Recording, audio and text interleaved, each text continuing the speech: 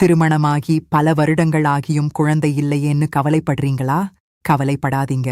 சீக்கிரமே மழலை வரம் கிடைக்க வேண்டும் என்று நினைப்பவர்களுக்காக பாரம்பரிய நம்பிக்கையில் சொல்லப்படும் 3 சக்தி வாய்ந்த ஆன்மீக பரிகாரங்களை இந்த வீடியோவில் சுருக்கமாக சொல்லப் போறேன். முழுசா கேட்டுக்கோங்க. வணக்கம், நான் தான் உங்க சாவித்திரி அம்மா பேசுறேன். முதலாவது பரிகாரம், தஞ்சாவூர் திருக்கருகாவூர் கற்பரட்சாம்பிகை அம்மன் கோவிலுக்குப் போயி அங்க கொடுக்கிற பிரசாத நெய்ய வாங்கிட்டு வந்து கோவில் வழிகாட்டுதலின்படி தம்பதிகள் பயன்படுத்துங்க.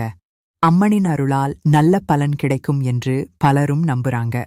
இரண்டாவது பரிகாரம், உங்க வீட்டு பூஜை அறையில ஒரு சின்ன தவழும் சந்தான கோபால கிருஷ்ணர் சிலைய வச்சு தினமும் துளசி மாலை சாத்தி சந்தான கோபால மந்திரத்தை தம்பதிகள் 2 பேரும் சேர்ந்து 11 முறை ஜபம் பண்ணுங்க.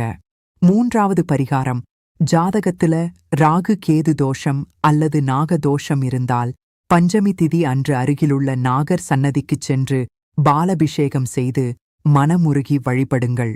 இறைவன் அருளால் புத்திர பாக்கியம் கிடைக்க பிரார்த்தனை செய்யுங்கள். சந்தான கோபால மந்திரம் வேண்டுமா? கீழே கிருஷ்ணான்னு கமெண்ட் பண்ணுங்க.